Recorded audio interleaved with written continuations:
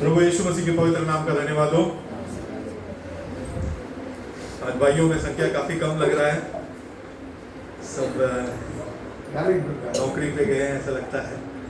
ठीक है, फिर भी हमें वो एक वचन देख लेते हैं, क्योंकि योशु कहता है कि मैं और मेरा घराना क्या करूंगा, परमेश्वर की सेवा करूंगा करके कहता है। उस वचन को पढ़ते हैं, योशु का किताब 24वां अध्याय 15वें वचन को एक बार पढ़ लेते हैं। वो जानना बहुत जरूरी है हमें। पुराने करार में 6वां पुस्तक है यहोशू,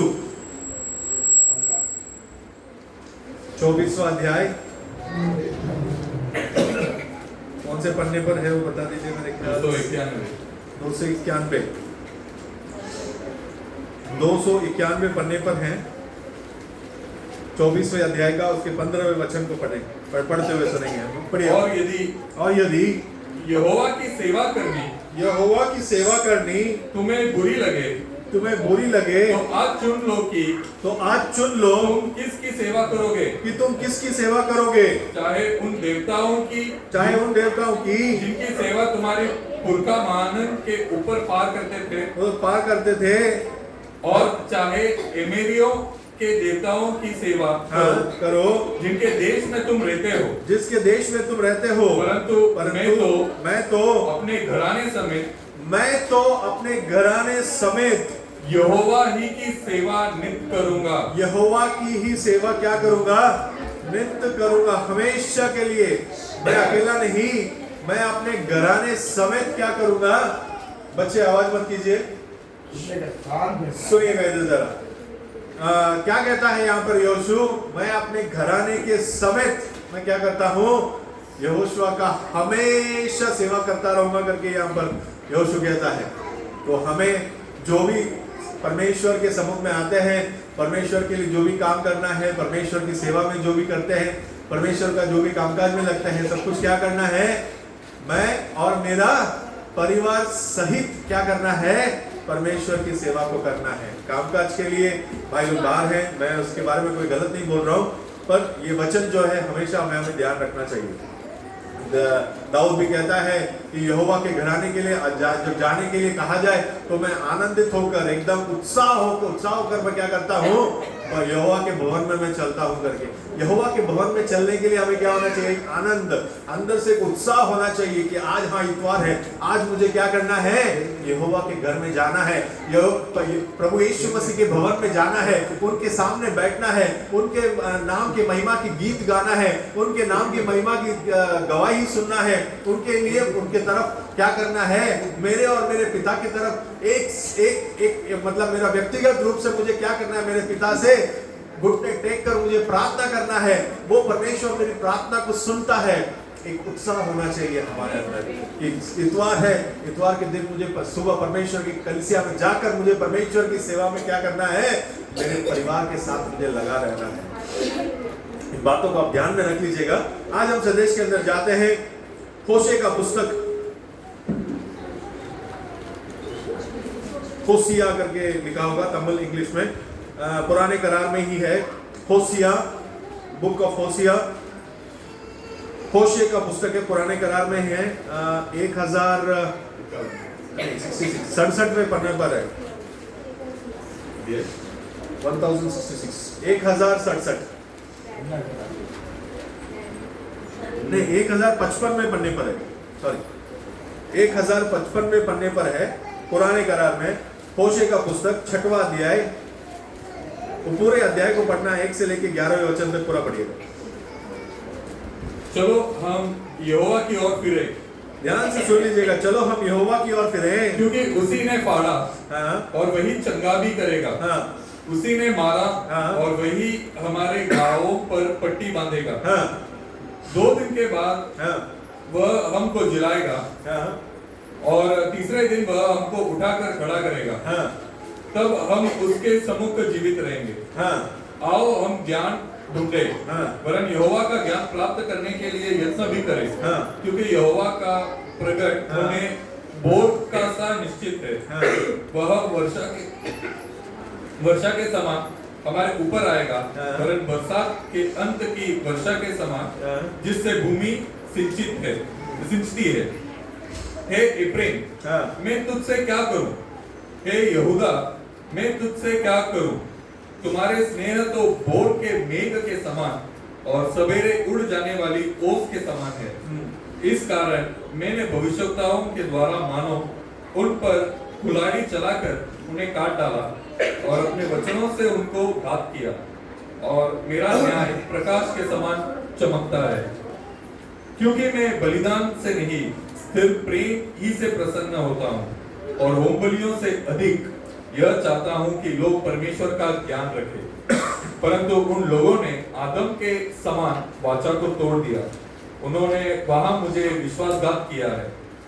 गिलाद नामक गढ़ी तो अनर्थकारियों से भरी है, वह खून से भरी हुई है। जैसे डाकुओं के दल किसी की घात में बैठते हैं, वैसे ही याजकों का दल शमेक के मार्ग में वध करता है, वरन उन्होंने महापाप भी किया है। इज़राइल के घराने में मैंने रोए खड़े होने का कारण देखा है।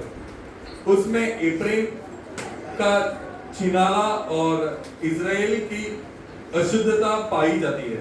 हे यहूदा, जब मैं अपनी प्रजा को बंधुआई से लौटा ले आऊंगा, उस समय के लिए तेरे निमित्त भी बादल ठहराया हुआ है। इस वचनों के लिए हम लोग प्रार्थना करेंगे। स्तुति है लॉर्ड, धन्यवाद है लॉर्ड। प्रभु यीशु मसीह के नाम से प्रार्थना करते हैं। हमने होशे की पुस्तक के अंदर इस भविष्यवाणी को हमने पढ़ा है। परमेश्वर, इस भविष्यवाणी के द्वारा आप अपने बच्चों से क्या बात करना चाहते हैं?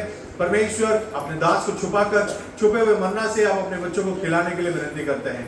आशीष कीजिए, अगुवाई कीजिए, आगे बढ़ाइए परमेश्वर। अपने बच्चों को आत्मिक ज्ञान देकर परमेश्वर, ज्ञान में परमेश्वर हमारे आत्मिक जीवन में उन्नति होने के लिए, आत्मिक जीवन आगे बढ़ने के लिए परमेश्वर आप हमें मदद कीजिए, सहायता कीजिए। आपके हाथों में सौंपते हैं प्रभु यीशु मसीह के नाम से मांगते हैं लॉर्ड, आमीन।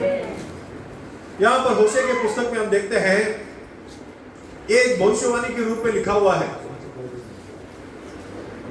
इसको हम ध्यान से यदि पढ़ते हैं तो ये भविष्यवाणी जो है इसी 20वीं सदी में क्या हुआ है? पूरा हुआ है। कब पूरा हुआ है? 20वीं सदी में। अभी हम 21वीं सदी में बैठे हैं, सॉरी 21st सेंचुरी, 20वीं सदी में क्या हुआ है? पूरा हुआ है। कब पूरा हुआ है वो भी हम देखेंगे। अब पहले वचन में क्या कहता है? चलो हम यहोवा की ओर फिरें, क्योंकि उसी ने फाड़ा और उसी ने चंगा भी करेगा, और वही चंगा भी करेगा। उसी ने मारा और वही हमारे पापों पर पट्टी बांधेगा। 2 दिन के बाद, इस वचन को ध्यान से सुन लीजिएगा, ये जो यहाँ पर भविष्यवाणी के रूप में होशे भविष्यवक्ता कहता है, इजरायली लोग परमेश्वर से चुने हुए लोग थे। अब्राहम को परमेश्वर ने आशीष करते वक्त कहा, मैं तुझे एक बड़ा संतान बनाऊंगा और तुझे आशीष करूंगा, तुझे एक देश जो है दूंगा, उस देश को तू क्या करना है वो तेरा देश होगा, तेरे संतान का देश होगा करके परमेश्वर ने आशीष किया था। वही अब्राहम के द्वारा जो संतान आया ईसाक के द्वारा याकूब जन्म हुआ, और याकूब के द्वारा 12 गोत्र के पिता जन्म हुए। उन 12 गोत्र के पिता के द्वारा ही क्या है? इजराइल के लोग वहां पर आते हैं। अब ये इजराइल के लोग जो हैं अब्राहम के बीज हैं, मांस के रीति से अब्राहम के वंशावली है। तो अब्राहम के रीति से, अब्राहम की उस वंशावली से परमेश्वर का चुने हुए लोग हैं, अपने चुने हुए लोग। क्यों परमेश्वर ने चुना था? उनको यहूदी करके, उनको अब्राहम के द्वारा आशीष करके, उनको सुन्नत, उनको मतलब खतना करके, उनको अपने लिए दुनिया से अलग करके परमेश्वर ने रखा था कि वो लोग क्या करे? केवल यहोवा परमेश्वर का ही क्या करे? आराधना करे। केवल यहोवा परमेश्वर के ऊपर विश्वास रखे और उसी के ऊपर आराधना करे। आदि में परमेश्वर ने आदम को भी क्या किया था? इसी वजह से बनाया था। लेकिन आदम क्या किया? पाप कर बैठा। यहाँ पर वही लिखा, आदम ने क्या किया? पाप किया, उस वाचा को तोड़ दिया। उसने परमेश्वर से किया हुआ उस वाचा को तोड़ दिया, वो पाप के अंदर आ गया। तो समय समय पर नोआ को परमेश्वर ने चुना, नोआ के द्वारा संतान बाहर आया। उसके बाद परमेश्वर ने क्या किया? अपने लिए इस धरती पर एक झुंड के लोगों को क्या किया? जमा किया। वही लोग कौन है? यहूदी लोग हैं। ये जो यहूदी लोग हैं, परमेश्वर, केवल परमेश्वर यहोवा मूसा के द्वारा 10 आज्ञाओं को दिया था। सबसे पहला आज्ञा क्या है, कोई बता सकता है? मूसा के द्वारा परमेश्वर ने कितने आज्ञाएं दिया था? 10 आज्ञाओं में से सबसे पहला आज्ञा क्या है? पढ़िएगा निर्गमन का पुस्तक 20वां अध्याय,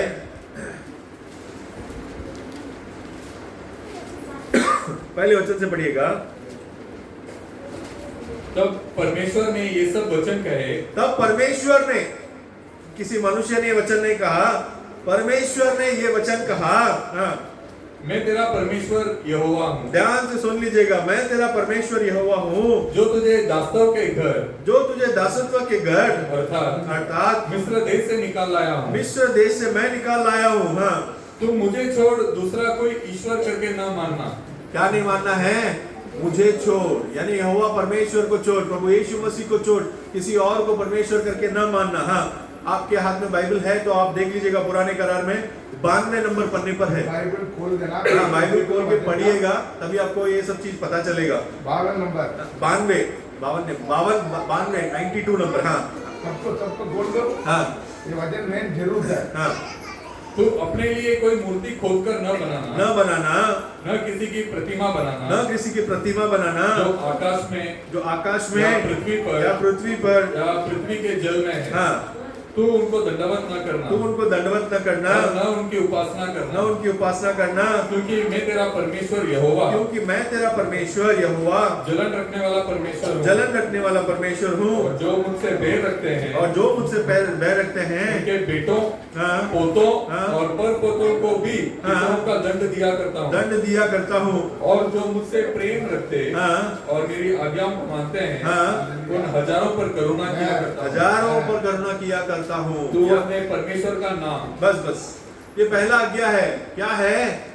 मैं अकेला ही परमेश्वर हूँ, मुझे छोड़ किसी और को आपको क्या नहीं करना है? नमन नहीं करना है।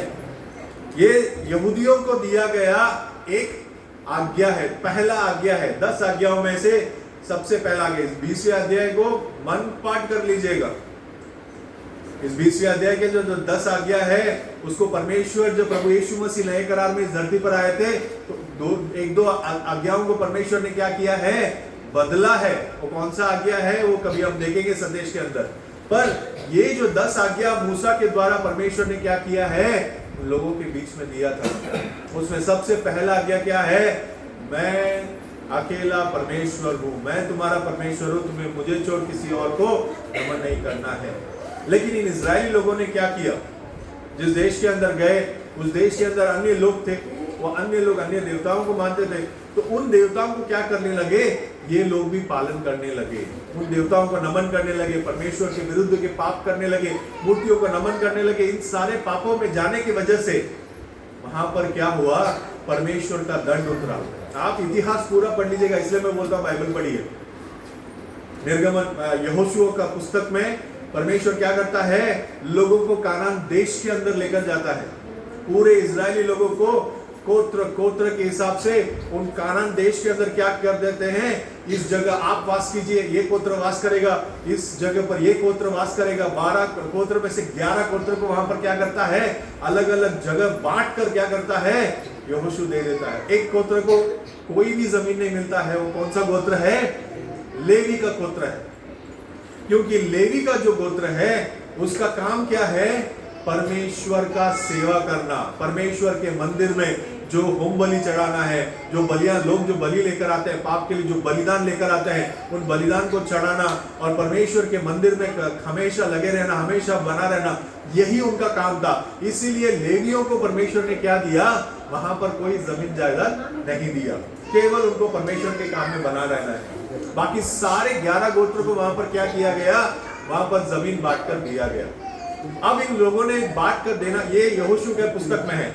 उसके बाद न्यायियों का पुस्तक आता है, 7वां पुस्तक है पुराने करार के अंदर। उसमें आप देखिए लोगों ने कैसा गलती किया है, लोगों ने कैसे गलत काम किए, परमेश्वर के विरुद्ध कैसे काम किया है, सब कुछ लिखा हुआ है। आप लोग पढ़िएगा आप लोग पढ़िएगा तभी ये बात आपको समझ में आएगा, यहोवा परमेश्वर को छोड़ वो लोग अन्य देवताओं के पीछे कैसे गए करके। तो जाने की वजह से परमेश्वर से क्या किए, वो लोग बहुत दूर चले गए, परमेश्वर को छोड़कर दूर चले गए। उसके बाद कुछ समय बीता, शमूएल भविष्यद्वक्ता के समय में परमेश्वर क्या करता था, केवल वहां पर न्यायियों के द्वारा ही वहां पर राज करता था।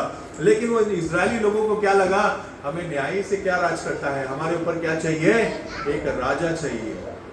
राजा कौन था इजरायलियों के ऊपर, वही यहोवा परमेश्वर हमेशा उन पर राज करना चाहता था। लेकिन उन लोगों ने क्या किया, परमेश्वर कहता है शमूएल को देखकर, उन लोगों ने तुझे इनकार नहीं किया है, उन्होंने किसे इनकार किया है, यहोवा परमेश्वर को इनकार किया है। तू उनके मन के अनुसार क्या करना, एक राजा उनको क्या करना, नियुक्त करना करके वहां पर शाऊल करके इजरायली लोगों के ऊपर सबसे पहला राजा करके अभिषेक किया जाता है। समय समय पर इन इजरायली लोगों ने क्या किया है, परमेश्वर के वचन को तोड़ा है, उल्लंघन किया है, परमेश्वर के वचनों के खिलाफ काम किया है, सब कुछ उन्होंने खिलाफी काम किया है। लेकिन इन्होंने खिलाफ जितना काम किया उतना परमेश्वर ने क्या किया, उनके बीच में भविष्यवक्ताओं को भेजता रहा।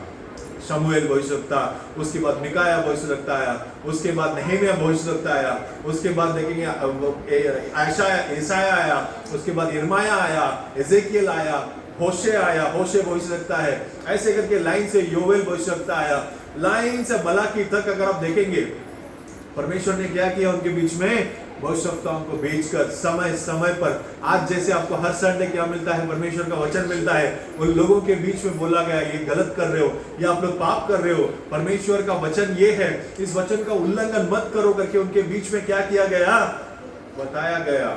उनमें से एक भविष्यवाणी को हमने आज पढ़ा है, छठवां अध्याय। यहाँ पर होशे भविष्यवक्ता वही कहता है कि आप लोगों ने क्या किया है, उल्लंघन किया है, इसीलिए परमेश्वर ने क्या किया है, आपको मारा है। उस पहले वचन में पढ़ते हैं, चलो यहोवा की ओर फिरें। क्यों यहोवा की ओर फिरना है, क्योंकि हम यहोवा से काफी दूर जा चुके हैं। यहाँ पर भविष्यवक्ता उनको परमेश्वर की तरफ मोड़ता है कि आप क्या करो, यहोवा की तरफ मुड़ जाओ, क्योंकि उसी ने हमें फाड़ा है और वही हमें क्या करेगा, चंगा भी करेगा। हमने गलत काम करने की वजह से परमेश्वर ने क्या किया है, हमें मारा है, हमें कूटा है, हमें घायल किया है, लेकिन हम यदि परमेश्वर के पास फिर जाएंगे तो वो परमेश्वर क्या करेगा, हमें चंगा भी करेगा। उनको परमेश्वर की तरफ मोड़ने का कोशिश करता है। यहां पर उसका दूसरा वचन को देखते हैं, 2 दिन के बाद वह हमको क्या करेगा, जिलाएगा, और तीसरे दिन हमको क्या करेगा, उठाकर खड़ा करेगा। यहां पर 2 दिन के बारे में लिखा हुआ है, ये 2 दिन क्या है और ये तीसरा दिन का क्या बात हो रहा है, ये हमें जानना जरूरी है। क्योंकि मैं ये सब क्यों बता रहा हूं आपको, भविष्यवाणी के रूप में जो कलाम के अंदर लिखा गया है वो एक समय में क्या हुआ, आगे जाकर पूरा हुआ। लेकिन जब पूरा हुआ तो लोगों ने क्या नहीं किया, उस चीज को पहचाना नहीं, उस चीज को जाना नहीं। तो वो ये जो भविष्यवाणी उनके सामने जब घट रही थी तो उनको क्या नहीं हुआ, बिल्कुल समझ में नहीं आया और वो चीज से छूट गए वो। अब यहां पर देखिए, 2 दिन के बाद वह हमको क्या करेगा, जिलाएगा, और तीसरे दिन हमको क्या करेगा, उठाकर खड़ा करेगा। अब ये 2 दिन क्या है, इन लोगों ने क्या किया, प्रभु यीशु मसीह इस धरती पर आए, इस धरती पर आकर यहूदियों के बीच में वास किया, उनके बीच में चमत्कार के काम किए, उनके बीच में लोगों को चंगाई किया, शैतान को भगाया, बहुत भले कामों को किया, मरे हुए लोगों को जिंदा उठाया। लेकिन उन लोगों ने क्या किया कि ये बेलजेबुल है, ये शैतान के द्वारा क्या करता है, ये काम को करता है करके परमेश्वर को क्या किया, उन्होंने ठुकराया कलाम के खिलाफ, और हमारे जो मंदिर के खिलाफ ये क्या करता है, अन्य बातों को कहता है, इसको क्या करो, क्रूस पर ले जाकर मार दो। ले जाकर क्या किया, रोमियों का जो सबसे कठोर जो दंड होता है, क्रूस पर एक मनुष्य को क्या करना, कील से मारकर उसे घात करना, सबसे कठोर जो दंड था, उस दंड को प्रभु यीशु मसीह के ऊपर क्या किया गया, दिया गया। प्रभु यीशु मसीह को ले जाकर क्रूस पर मारकर उन्हें क्या कर दिया, कीलों से मारा, सर पर क्या किया, कांटों का मुकुट रखा, पैरों को, दोनों पैर को रखकर उस पर कील मारे।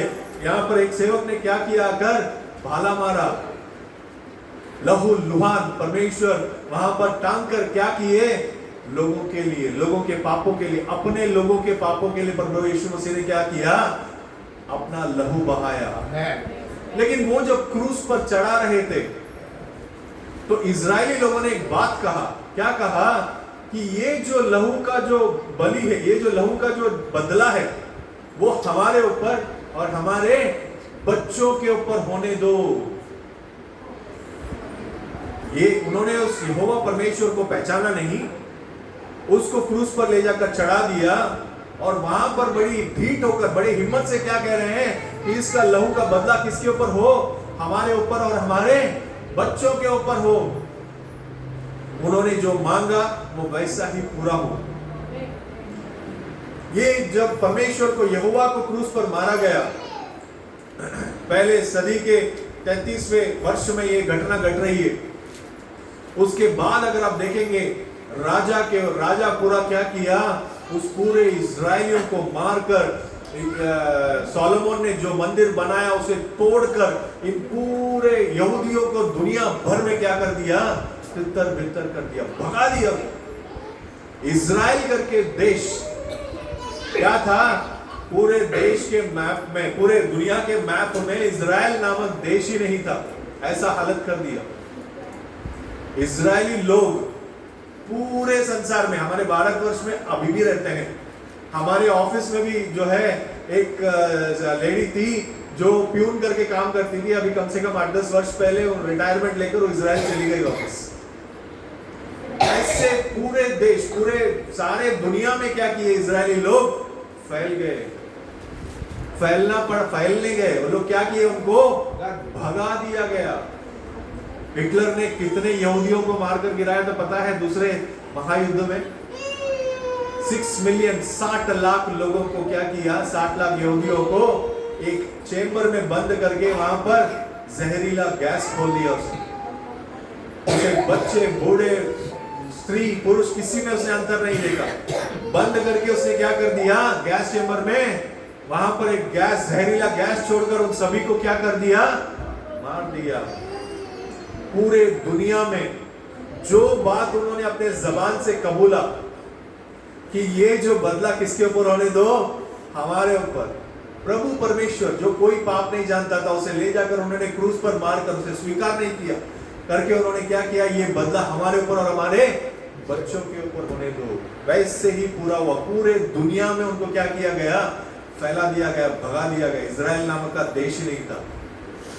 लेकिन यहां पर जो भविष्यवाणी लिखा गया है, क्या लिखा गया है, 2 दिन के बाद वो क्या करेगा, हमको जिलाएगा। 2 दिन का क्या मतलब है, कलाम के अनुसार एक दिन कितना वर्ष है, 1000 वर्ष है। तो 2 दिन का मतलब कितना वर्ष है, 2000 वर्ष। सन 1948 के अंदर, सन 1948 के अंदर, मेरे ख्याल से मुझे डेट ये एग्जैक्ट सही पता नहीं है, लेकिन 1948 में ये क्या हुआ, पूरे इजराइल के अंदर जितने लोग दुनिया के अंदर फैले हुए थे, सभी लोगों को इजराइल देश में बुलाकर उस देश को क्या किया गया, दोबारा बसाया गया। इतिहास को जरा निकाल के पढ़ लीजिएगा। जो प्रभु यीशु मसीह को इनकार करने की वजह से पूरे दुनिया में फैलाए गए, भगाए गए, उन्हीं लोगों को इस भविष्यवाणी के द्वारा 2 दिन के बाद 2000 वर्ष क्या करना पड़ा उनको, पूरे दुनिया में यहां वहां घूमना पड़ा। आज आप कहीं भी देख लीजिएगा, इजरायली अगर आपको मिल गया तो वो जल्द से जल्द क्या करेगा, अपने देश को लौटेगा। वो यहां पर बैठेगा ही नहीं। हमारे पास भी रेलवे के अंदर मेरे साथ काम करती थी वो स्त्री, जिस दिन रिटायर हुई अगले महीने उसने क्या कर दिया, अपना बोरिया बिस्तरा बांधकर उसने क्या कर दिया, अपने देश में चली गई। वो यहां पर रुकी ही नहीं। उसके बाद मैंने आज तक उसे देखा भी नहीं। वो इजरायली लोगों को सभी को क्या किया गया, अपने देश में बुलाया गया। 1948 के अंदर इजराइल नामक का देश क्या हुआ, पूरे दुनिया के अंदर जितने यहूदी थे सब लोग अपने देश के अंदर लौटकर दोबारा वो देश को क्या किया गया, बनाया गया, उनको उनका देश क्या किया गया, लौटाया गया। एक भविष्यवाणी कैसा पूरा होता है देखिए। लेकिन इस चीज को जो है, इसीलिए क्या करना है, हमें इस जमाने में क्या होने वाला है, उस चीज का हमें क्या होना चाहिए, पहचान होना चाहिए। इस जमाने में हमारे बीच में क्या होने वाला है, हम कौन से समय में बैठे हैं, इसके बारे में कलाम क्या कुछ कहता है क्या। 1948 में जो होना था उसके बारे में कलाम में यहां पर लिख रखा है। लेकिन हम जो इस जमाने में बैठे हुए हैं, इस जमाने में क्या घटना होना है और क्या इसके बारे में कलाम में लिख रखा है, यह हमें क्या होना चाहिए, पता होना चाहिए। आइए हम लोग पढ़ते हैं मलाकी का किताब 4 अध्याय 5 और 6 को पढ़ेंगे।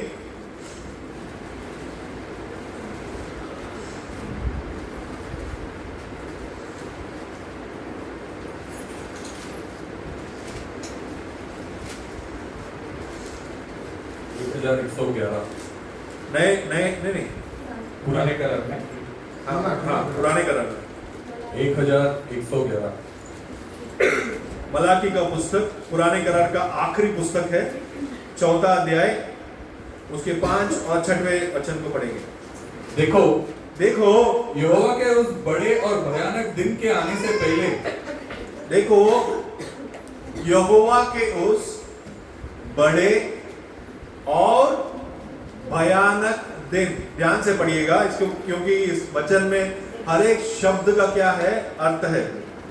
देखो हाँ, यहोवा के उस बड़े और भयानक दिन, उस बड़े और भयानक दिन के आने से पहले मैं तुम्हारे पास एलिया नबी को भेजूंगा। किसको भेजूंगा मैं, एलिया नबी को भेजूंगा। ठीक है 5वें वचन को पढ़ते हैं। यहां पर क्या बोला गया है, देखो यहोवा के उस बड़े और भयानक दिन आने से पहले, 2 दिनों के बारे में यहां पर कहा गया है। ये दोनों एक ही दिन नहीं है, बड़ा दिन और भयानक दिन जो है एक दिन नहीं है। कितना दिन है, 2 दिन है। एक बड़ा दिन है और दूसरा क्या है, भयानक दिन है। ये बड़ा दिन आने से पहले कौन आने वाला है, एलिया भविष्यवक्ता आने वाला है। और भयानक दिन आने से पहले भी कौन आने वाला है, एलिया भविष्यवक्ता को इस धरती पर परमेश्वर भेजने वाले हैं। अब बड़ा दिन क्या है और भयानक दिन क्या है।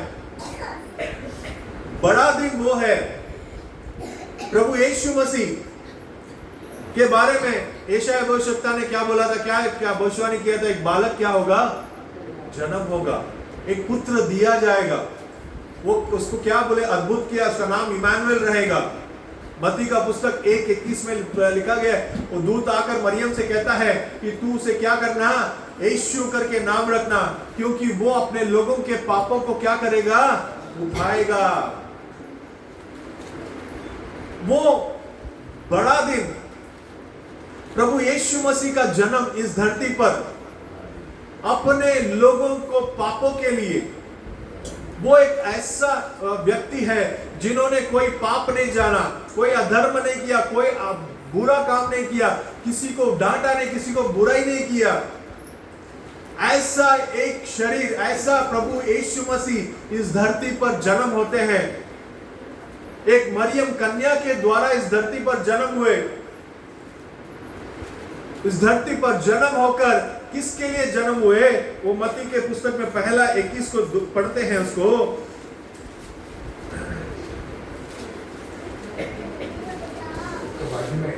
अगला पन्ने पर, ये दूसरा नया करार में दूसरे पन्ने पर, वह पुत्र जनेगी और तू उसका नाम यीशु रखना, क्योंकि वह अपने लोगों को उनके पापों से क्या करेगा, उद्धार करेगा। प्रभु यीशु मसीह इस धरती पर क्यों आए, कि अपने लोगों के पापों से क्या करना है, उन्हें उद्धार देना है, उनको मुक्ति देना, उनके पापों को धोना है। इसीलिए प्रभु यीशु मसीह क्या किए, इस धरती पर आए। यहूदियों ने उसे इनकार किया, क्रूस पर मार दिया, हमने देख लिया। प्रभु यीशु मसीह बलिदान हुए और उनके बलिदान होने से, उनके कीमती लहू से हमें क्या किया है, पापों का क्षमा मिला है। ये इस धरती का सबसे बड़ा दिन है।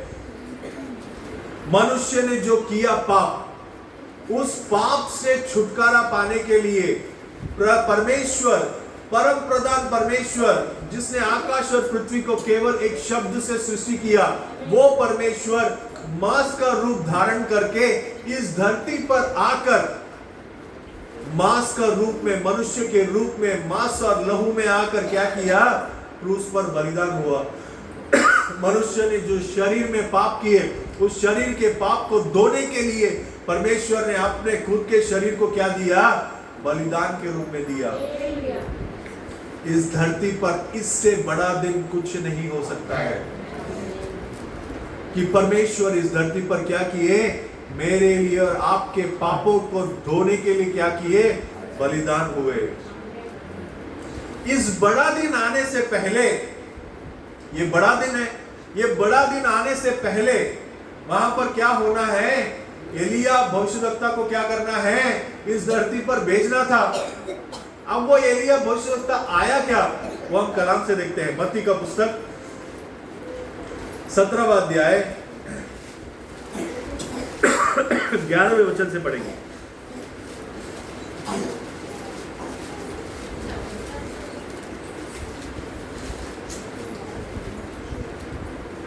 उसने उत्तर दिया, एलिया अवश्य आएगा। कि क्या आएगा, एलिया अवश्य। उससे ऊपर से भी पढ़िए 10 से। इस पर उसके चेलों ने उससे पूछा, फिर शास्त्री क्यों कहते हैं कि एलिया का पहले आना आवश्यक है। एलिया का पहले आना क्या है, आवश्यक है। उस बड़े दिन के आने से पहले वहां पर एलिया का आना आवश्यक है। मलाकी भविष्यवक्ता के द्वारा वहां पर भविष्यवाणी है। हाँ, उसने उत्तर दिया, यीशु ने उसने उत्तर दिया, एलिया अवश्य आएगा, एलिया आवश्यक आएगा और सब कुछ सुधारेगा। और सब कुछ क्या करेगा, सुधारेगा। हाँ, परंतु मैं तुमसे कहता हूं कि एलिया आ चुका है।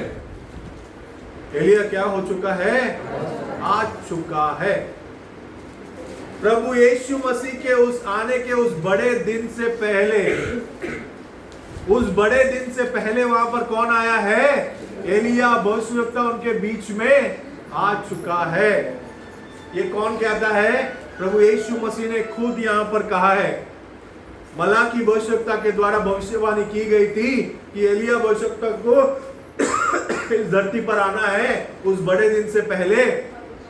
तो यहां पर एलिया भविष्यवक्ता क्या कर चुका है, आ चुका है। आगे के वचन को पढ़िएगा। और लोगों ने उसे नहीं पहचाना। और लोगों ने क्या नहीं किया, उस एलिया को नहीं पहचाना।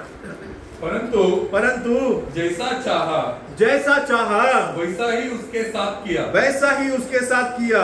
हाँ। इसी रीति से मनुष्य का पुत्र भी उनके हाथ से दुख उठाएगा। तब चेलों ने समझा कि, देखिए परमेश्वर ने ये नहीं बताया कि वो एलिया कौन है करके। एलिया आ चुका है करके आप किसको देखकर कहा, अपने चेलों को देखकर कहा एलिया आ चुका है। और एलिया को अपने मन चाहे रीति से इन लोगों ने क्या किया, उसे सजा दे चुके हैं। तब चेलों ने समझा कि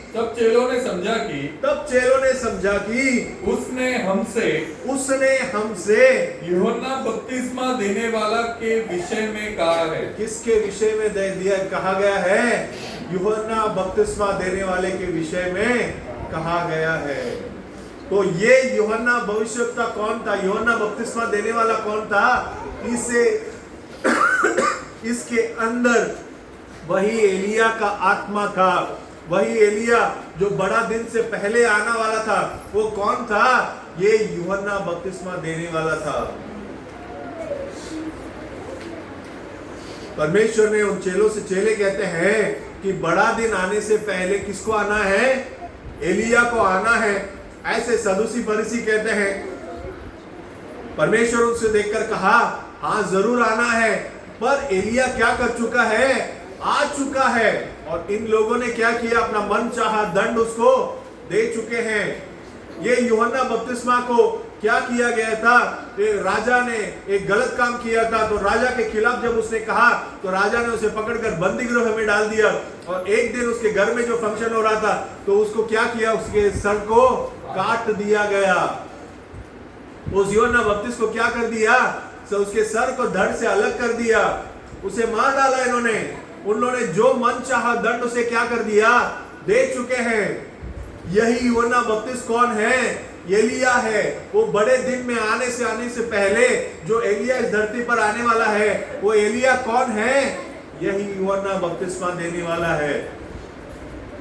तो बड़ा दिन आने से पहले जो एलिया इस धरती पर आना था, एलिया इस धरती पर आया, मतलब एलिया का आत्मा किसके अंदर रहकर काम किया? यूहन्ना बपतिस्मा के अंदर रहकर काम किया। अभी जो है भयानक दिन आने से पहले भी क्या करना है? एलिया को इस धरती पर आना है। बड़ा दिन तो हम जानते हैं, प्रभु यीशु मसीह जो इस धरती पर जन्म हुए, वही सबसे बड़ा दिन है। इस धरती पर हमारे लिए, हमारे पापों के लिए जो बलिदान हुए, सबसे बड़ा दिन है। लेकिन भयानक दिन क्या है? इस धरती पर एक भयानक दिन क्या कर रहा है? आने वाला है। वो भयानक दिन क्या है? जहां पर क्लेश होगा, जहां पर कोई उद्धार नहीं होगा, जहां पर हमारे पापों का कोई क्षमा नहीं होगा, जहां पर परमेश्वर नहीं होगा, जहां पर लोग जो मनचाहा काम करेंगे, देश देश के विरुद्ध में लड़ाई होगा, वहां पर दुष्काल होगा, वहां पर भूकंप होगा। मनुष्य चाहेगा कि क्या करूं? मैं इस धरती पर जीवित रहने से अच्छा क्या करूं? मैं मर जाऊं। ऐसा एक भयानक दिन क्या कर रहा है? आ रहा है। ये भयानक दिन है। मनुष्य दिन को देखकर क्या करेगा? भयभीत होगा। क्या होने वाला है? कैसे होने वाला है? ऊपर से बम बरसेगा, नीचे से गोली बरसाने वाले, जमीन फटने वाला है, भूकंप आने वाला है, बाढ़ आने वाला है। उसके हाथ में कुछ नहीं है। भयानक दिन है। एक ऐसा भयानक क्लेश का दिन आने वाला है। वो दिन आने से पहले भी किसे आना है? एलिया भविष्यवक्ता को इस धरती पर आना है। अब एलिया भविष्यवक्ता इस धरती पर आया है या नहीं आया है, इसके बारे में हम देखते हैं। एलिया भविष्यवक्ता कौन है? एलिया भविष्यवक्ता के अंदर एक गुण था। वो क्या गुण थे? वो उस देश का जो राजा है, वो जो गलत काम करता था, उसको क्या करता था? उसके खिलाफ उठकर क्या करता था? बोलता था कि आप क्या कर रहे हो? गलत कर रहे हो, कलाम के अनुसार ये सही नहीं है, इसको आप गलत कर रहे हो करके क्या करता था? हिम्मत से वो राजा हो या महाराजा हो, उसके खिलाफ क्या करता था? उठकर भविष्यवाणी करता था। और दूसरा क्या करता था? वो चैलेंज करके करता था। एलिया भविष्यवक्ता ने क्या किया? 400 बहाल के भविष्यवक्ता थे, जो मूर्ति पूजक थे, उनको लेकर गया पहाड़ पर और उनके साथ क्या किया? यहोवा परमेश्वर हो तो यहोवा को नमन करो, बहाल परमेश्वर है तो क्या करो? बाल को नमन करो। पुराने करार में पढ़ लीजिएगा ये सब चीज। 400 भविष्यवक्ता, उनके खिलाफ एलिया कौन है? अकेला भविष्यवक्ता खड़ा है। लेकिन एलिया भविष्यवक्ता के साथ कौन खड़ा है? सर्वशक्तिमान परमेश्वर वहां पर खड़ा है। एलिया कहता है कि आप लोग क्या करो? एक बलि चढ़ाओ, एक वेदी बनाओ, बलि चढ़ाओ। मैं भी एक बलि चढ़ाऊंगा, मैं भी एक वेदी बनाकर उसे क्या करूंगा? बलि चढ़ाऊंगा। जिसके बलिदान को स्वर्ग से अग्नि उतरकर उसे पूरी तरीके से भस्म कर अंगीकार करेगा, वो खुदा कौन है? जीवित खुदा है। पहले आप लोग बलिदान करो करके बोल दिया। 400 भविष्यवक्ताओं ने मिलाकर एक वेदी बनाया, एक जानवर को वहां पर क्या कर दिए, काट कर वहां पर बलिदान के लिए चढ़ा दिए, उनका विधि सब कर दिए। वो अपने आप के ऊपर क्या कर रहे हैं, खून शरीर को लहूलुहान कर रहे हैं, वहां पर चिल्ला रहे हैं। एलिया भविष्यवक्ता कहता है जरा जोर से चिल्ला, हो सकता है वो सो रहा हो या फिर कहीं प्रवास में हो, उसको सुनने में आ नहीं रहा हो, जोर से क्या करो, चिल्लाओ, और जोर से चिल्लाओ। उन लोगों ने पूरी रात पूरा दिन चिल्ला लिया, लेकिन वहां से क्या नहीं आया, कोई जवाब नहीं आया। फिर एलिया भविष्यवक्ता ने क्या किया, एक वेदी बनाया, उसके ऊपर एक जानवर को मारा, बलिदान दिया, वहां पर पानी बलि का पूरा विधि करने के बाद यहोवा परमेश्वर से प्रार्थना किया, मैं आपका सेवक हूं, यहाँ पर आपका नाम की महिमा के लिए क्या किया हूं, खड़ा हूं, आप क्या करो, गवाही दो। स्वर्ग से क्या हुआ, अग्नि उतरकर एलिया भविष्यवक्ता ने जो बलिदान दिया था, उस बलिदान को क्या किया, भस्म कर अंगीकार किया। वहां पर जितना पानी था वो पानी भी क्या नहीं हुआ, बचा नहीं। वहां पर पूरे बलिदान को परमेश्वर ने क्या किया, वहां पर अंगीकार स्वीकार किया। 400 भविष्यवक्ताओं को ले जाकर एलिया भविष्यवक्ता ने क्या कर दिया, काट कर फेंक दिया। यहोवा परमेश्वर हो तो यहोवा का पीछा करो, बहाल परमेश्वर है तो बहाल का पीछे करो। उस दिन में एक चैलेंज उनके बीच में एक ऐसा सवाल खड़ा किया था। ऐसे सवाल करने वाला क्या होगा, एक जीवन, एक उसके अंदर एक गुण होगा, और तीसरा एक गुण होगा, वो हृदय के रहस्यों को क्या करेगा, बताने वाला होगा। हृदय के रहस्यों को बताने वाला क्या होगा, एक व्यक्ति होगा। तो ऐसा एक गुण जो है, सारा गुण जो है किसके अंदर होगा, एलिया भविष्यवक्ता के अंदर होगा। यूहन्ना भविष्यवक्ता, इजरायली लोग, वो बपतिस्मा दे रहा था यॉर्दन नदी के अंदर, तब यहाँ के यहूदी लोग कुछ आ गए थे उनसे बपतिस्मा लेने के लिए। तो उनको देखकर क्या कहा उसने, क्या करो, सांप के बच्चों करके उन्हें देखकर कहा, क्योंकि उनको देखकर उन्हें क्या लगा, उनके हृदय में पूरा का पूरा क्या हुआ है, दुष्टता भरा हुआ है। वो उनको देखते ही उनके सांप जैसे उन्हें दिखता है। हृदय को देखकर तो क्या किया, उनको पहचान लिया उनके अंदर कितना दुष्टता है करके। वो लोग क्या करने चाहिए, इस बुराई से तुम बचने के चाहते हो क्या, तुम दुष्ट हो, तुम पापी हो, तुम सांप हो करके वहां पर कहता है। हृदय के रहस्य को जान लेने वाला एक व्यक्ति था यूहन्ना। उस देश का जो राजा था, उस राजा के खिलाफ कहा, तू जो कर रहा है वो क्या है, पाप है। उसे ले जाकर बंदीगृह में डाल दिया, उसे मार डाला, लेकिन उसके लिए वो डरा नहीं। राजा के विरोध में भी क्या किया, परमेश्वर के वचन को बोलने से कतराया नहीं, किसी से डरा नहीं। ये सारे गुण एलिया के अंदर क्या होते हैं। इस जमाने में परमेश्वर ने क्या किया, अपने भविष्यवक्ता को अपने बीच में क्या किया है, उसने भेजा है। एक ऐसा भविष्यवक्ता जो 20वीं सदी के अंदर परमेश्वर का अभिषेक किया हुआ एक व्यक्ति, उनका नाम है भाई विलियम मरियन ब्रैनम। हृदय के रहस्यों को, लोगों के अंदर जो पाप है, लोगों के अंदर जो बीमारी है, उन बीमारियों को परमेश्वर ने प्रकट कर कर क्या किया, लोगों के बीच में क्या किया, भरे सभा में उनको बुलाकर क्या किया, उनको बताया गया कि आपके अंदर कैंसर है, आपके अंदर सर का दर्द है, आपके अंदर फलाना बीमारी है, आपके अंदर टीबी है, आपका हृदय के अंदर ये बीमारी है करके उनका नाम को बुलाकर, आपका गांव ये है, आप इस शहर से आए हो, आप इस वाहन से आए हो, ऐसे करके एक एक चीज उनको बताकर क्या किया, उनके विश्वास को बढ़ाकर, उनके हृदय को, रहस्य को परमेश्वर ने उनको बताया। उस भाई को परमेश्वर ने, भविष्यवक्ता को परमेश्वर ने बड़े सामर्थ्य से उठाकर प्रचार उपयोग किया। इसी बॉम्बे शहर के अंदर 1954 वर्ष में 1954 के अंदर ग्वालियर टैंक मैदान करके एक मैदान है, आप लोग जानते हैं कि नहीं पता नहीं, बॉम्बे, साउथ बॉम्बे के अंदर ग्वालियर टैंक मैदान है। तब बहुत बड़ा मैदान हुआ करता था, अब वो बहुत छोटा दिखता है, लेकिन एक जमाने में बहुत बड़ा मैदान हुआ करता था। ताजमहल होटल में आकर वो रुके थे, और 1900 ग्वालियर टैंक मैदान में क्या हुआ था, उनका सभा हुआ था। उस सभा में उन्होंने क्या किया, उठकर एक भाई उनके पास प्रार्थना के लिए आता है। उस भाई जब उसके पास प्रार्थना के लिए आता है तो क्या है, उस आंखों से अंधा है, बिल्कुल अंधा है। परमेश्वर उन्हें प्रकट करता है कि वो जब सूर्य को जो नमन करने के लिए जब उतरा था, तब वो सूर्य का प्रकाश को देखकर उसे वो क्या हो गया, अंधा हो गया, अंधा हो गया करके वो देखता है तो सूर्य का प्रकाश क्या क्या हुआ देखने की वजह से उसको अंधा हो गया। परमेश्वर ने उन्हें पूरा प्रकट किया, या व्यक्ति क्या है करके। लाखों लोग हैं उस सभा में, ध्यान से सुन लीजिएगा। इसी बॉम्बे शहर के अंदर वो भाई यहाँ पर आए थे भविष्यवक्ता।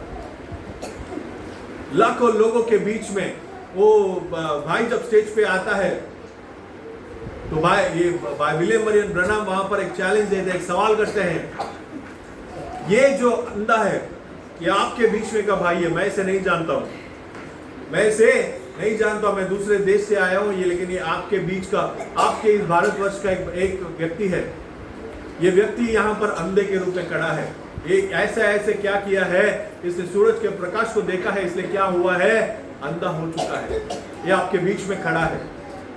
अगर आप लोगों के बीच में कोई ऐसा व्यक्ति हो कि इस व्यक्ति को अपने नजर को वापस दे सके, कोई भी हो, कोई भी धर्म का हो, कोई भी हो, आकर अगर इसको इस स्टेज में क्या कर सके, इसकी नजर को अगर वापस दे सके, तो मैं अपने कलाम को छोड़कर क्या करूंगा, उस खुदा के पीछे बोलूंगा। खुला चैलेंज, खुला सवाल दिया था इसी बॉम्बे शहर के अंदर। एक व्यक्ति ने, वहां पर इतने लाखों लोग थे, लेकिन एक सुई भी नीचे गिरे तो वहां पर क्या आएगा, उसका आवाज आएगा। इतना सुनसान हो गया था। भाई ने क्या किया, उस भाई के लिए प्रार्थना किया, परमेश्वर से प्रार्थना किया, परमेश्वर मैं आपका सेवक हूं, इस जगह पर मैं इस भाई के लिए प्रार्थना करता हूं करके। उसी जगह पर परमेश्वर ने क्या किया, उस भाई की आंखों को खोल दिया। एक खुला सवाल, एक एलिया के अंदर जो अभिषेक, एलिया का अभिषेक एक व्यक्ति के अंदर जो होना चाहिए, हृदय के रहस्यों को बोलना, एक चैलेंजिंग, एक सवाल करने वाला एक गुण उनके अंदर होना, परमेश्वर के वचन को लेकर सवाल देना, परमेश्वर जीवित परमेश्वर है, इसके छोड़ कोई और परमेश्वर नहीं है करके एक सवाल देने वाला, सवाल करने वाला एक ऐसा गुण एलिया भविष्यवक्ता के अंदर जो गुण था, वो सारे गुण किसके अंदर थे, भाई विलियम ब्रनाम के अंदर था। पूरे संसार के अंदर परमेश्वर ने उन्हें बहुत अच्छे रीति से यूज किया है, बहुत अच्छी रीति से उपयोग किया। इंग्लैंड के महारानी से लेकर, वहां से लेकर सारे लोगों से वो मिल चुके हैं। वो उस व्यक्ति को परमेश्वर ने पूरे दुनिया के अंदर क्या किया, उपयोग किया। आज उनका संदेश, उन्होंने 1944 से लेकर 1965 तक जो उन्होंने जितने संदेश दिए, वो सारे संदेश किसमें अवेलेबल है, टेप के अंदर, कैसेट मतलब सीडी के अंदर, या ऑनलाइन आपको बिल्कुल मिल जाएंगे। आपको हिंदी में भी शायद कुछ संदेश अवेलेबल है, आप लोग देख सकते हैं, आप लोग सुन सकते हैं उनके संदेश को। वो एक ऐसा व्यक्ति है जो इस भयानक दिन आने से पहले, वो एलिया का आत्मा भरा हुआ एक व्यक्ति जो है इस संसार पे जो आना था, उस व्यक्ति को परमेश्वर ने क्या किया, इस धरती पर भेजा है। अगर एलिया आ चुका है, बड़े दिन के पहले जो एलिया आना था, वो योना था, वो आ चुका था, वो बड़ा दिन हो गया, तो भयानक दिन के पहले जो एलिया आना था, वो भी क्या कर चुका है, आ चुका है। अगर वो एलिया भविष्यवक्ता आ चुका है, तो आगे क्या होना है, भयानक दिन आने वाला है। तो भयानक दिन यदि आने वाला है, भयानक दिन आने से पहले क्या होना है, प्रभु यीशु मसीह का आगमन होना है। पढ़िएगा पहला कुरिन्थियों का पुस्तक 15वां अध्याय 50वें वचन को पढ़िएगा। हम लोग खत्म करते हैं, काफी समय बीत चुका है।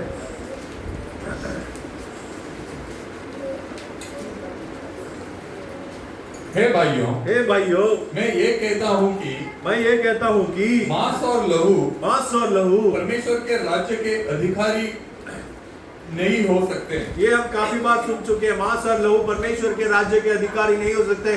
परमेश्वर के राज्य में प्रवेश नहीं कर सकते। हाँ, और न नाशवान अविनाशी का अधिकारी हो सकता है। नाशवान अविनाशी का अधिकारी नहीं हो सकता है। हाँ, देखो मैं तुमसे भेद की बात कहता हूँ, मैं तुमसे एक भेद की बात कहता हूँ, हम सब नहीं सोएंगे हम सब नहीं सोएंगे, मतलब हम सब नहीं मरेंगे, परंतु सब बदल जाएंगे। परंतु सब क्या होने वाले हैं?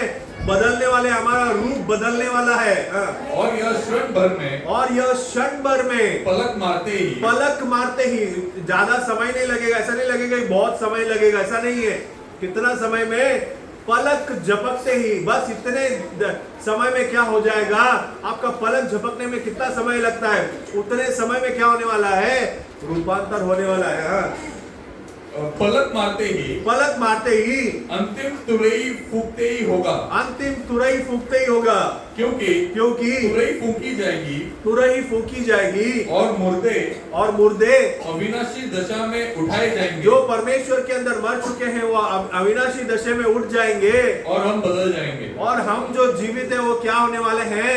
बदल जाएंगे, मतलब रूपांतर हो जाएंगे, और परमेश्वर के साथ क्या करने वाले हैं? उठा ले जाएंगे। अब पढ़िएगा पहला थिस्सलुनीकियों का पुस्तक 4 अध्याय 16-17 को पढ़िएगा। पहला थिस्सलुनीकियन, फर्स्ट थिस्सलुनियंस 4:16 and 17। क्योंकि कौन से पन्ने पर है बता दीजिए? 284 नए करार में 284वें पन्ने पर है। पहला थिस्सलुनीकियों का पुस्तक 14 अध्याय 16 और 17वें वचन को सुनिएगा। क्योंकि प्रभु आप ही स्वर्ग से उतरेगा। कौन उतरने वाला है? प्रभु खुद क्या करने वाले हैं? स्वर्ग से उतरने वाले हैं। हाँ, उस समय एक ललकार होगा, और प्रधान दूत का शब्द सुनाई देगा, और परमेश्वर की तुरई फूकी जाएगी। जो तुरई के बारे में हमने अभी पढ़ा था, वो तुरई क्या किया जाएगा? फूका जाएगा। हाँ, और जो मसीह में मरे हैं वे पहले जी उठेंगे। वो पहले जी उठकर आएंगे। तब हम जो जीवित और बचे रहेंगे उनके साथ बादलों पर उठा लिए जाएंगे। क्या करेंगे? उनके साथ बादलों पर उठा लिए जाएंगे। हाँ, कि हवा में प्रभु से मिले। प्रभु से क्या करना है? हमें मिलना है। और ये जो उठा लिए जाने वाले हैं, ये कब होने वाला है? वो भयानक दिन आने से पहले क्या करने वाला है? ये परमेश्वर का ये रैप्चर, उठा लिए जाना का संभव क्या होने वाला है? होने वाला है। परमेश्वर ने जो लोगों को चुन कर रखा है, परमेश्वर ने अपने बीच करके जिन लोगों को चुना है, परमेश्वर के वधू करके, परमेश्वर का जो दुल्हन करके परमेश्वर ने जिन्हें चुन कर रखा है, और जो तैयार है दुल्हन की अवस्था में, उन्हें परमेश्वर क्या करेगा? इस आगमन में उठाकर लेकर जाएगा। जो मरे हुए लोग हैं वो जी उठकर आएंगे इस आखिरी तुरई को सुनकर, और जो मसीह में जीवित है वो रूपांतर हो जाएंगे। ये मांस और लहू परमेश्वर के राज्य में नहीं जा सकता, तो ये मांस और लहू क्या हो जाएगा? दूसरे शरीर में रूपांतर हो जाएगा। रूपांतर होकर क्या होगा? ये सब एक पल भर में होने वाला है। वो आखिरी तुरई फूकते समय क्या होगा? क्षण भर में, पलक झपकने के समय में क्या होने वाला है? हो जाएगा। किसी को समझ में भी नहीं आएगा कि आप ऐसे चलते रहेंगे, आप यहाँ से गायब हो जाएंगे। आपके पड़ोसी को पता नहीं, आप जहाँ नौकरी कर रहे हैं वहां पे पता नहीं, आपके परिवारजन, आपके जो दोस्त मित्र, किसी को पता नहीं चलेगा कि वो व्यक्ति कल यहाँ पर था। हो सकता है गांव गया होगा, हो सकता है कहीं गया होगा, 15 दिन में लौट कर आएगा करके इंतजार करते रहेंगे, लेकिन आप कहां पर होंगे? परमेश्वर के साथ। ये भयानक दिन आने से पहले होने वाली संभावना है। परमेश्वर ने एलिया भविष्यवक्ता को भयानक दिन से पहले, जो एलिया को आना है, वो एलिया इस धरती पर आ चुके हैं। अब संभावना 2 संभव होना है। एक क्या होना है? परमेश्वर का आगमन होना है। जैसे ही परमेश्वर का आगमन होता है, इस धरती पर क्लेश का समय है। एक ऐसा क्लेश है जिसे मनुष्य का शरीर सहन नहीं कर सकता है। ऐसा क्लेश इस धरती पर आने वाला है। उस क्लेश का भागीदारी हमें नहीं होना है, उस क्लेश में हमें सहभागी नहीं होना है। उससे पहले जो आगमन है, उस परमेश्वर के आगमन का सहभागी हमें होना है। उस आगमन में हमें भाग लेना है। उस आगमन से अगर हम छूट गए तो उससे बुराई इस संसार में कुछ भी नहीं है। तो हम सभी को क्या करना है? परमेश्वर के आगमन के लिए तैयार होना है। ये सारा संदेश इसलिए दिया जाता है ताकि हम इस समय को, ये जो दिन, हम इस दिन, कौन से दिन में बैठे हैं, इस दिन में हमें कितना सतर्क रहना है, दुनियादारी को छोड़कर, पाप को छोड़कर हमें पवित्रता के अंदर कितना आगे बढ़ना है, ये सारे चीजों को चेतावनी के रूप में बताने के लिए ही ये संदेश आज आपके बीच में आया है। हमें इजरायली लोगों को उस देश का, उस समय का, उस संभव क्या होना है इसके बारे में फर्क नहीं था। अगर उनको जानकारी होती तो महिमा के परमेश्वर को क्या नहीं करते, क्रूस पर नहीं चढ़ाते थे। वो चढ़ाते थे कि अगर वो जानते थे कि यहोवा परमेश्वर है, उनको क्या करते थे, राजा बनाकर रखते थे। वो लोग सर पर चढ़ाकर दिन रात बस आगे पीछे घूमकर उनकी महिमा गुणगान गाते रहते थे। लेकिन उन्होंने क्या नहीं किया, उस परमेश्वर को नहीं जाना, उसे इनकार कर दिया, उसे ले जाकर क्या कर दिया, क्रूस पर मार दिया। आज हम यदि वही गलती करेंगे, जो गलती इजरायलियों ने किया वही गलती अगर हम करेंगे तो क्या मतलब,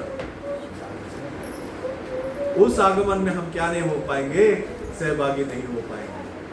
हमारा एक ही उद्देश्य है, चाहे पूरी दुनिया पलट जाए, कोई भी जाए या ना जाए, पूरे बंबई शहर में, इस नाला सोपारा में या बॉम्बे शहर में या पूरे महाराष्ट्र के अंदर, अगर परमेश्वर ने केवल एक ही व्यक्ति को चुना है तो वो कौन होना चाहिए, हम होना चाहिए। ले लिया। बस इसी चीज को पकड़कर क्या करना है, रोज चलते रहना है। ले लिया। पाप को छोड़कर पवित्रता के अंदर क्या करना है, आगे बढ़ते रहना है। आइए हम सभी लोग मिलकर प्रार्थना करें।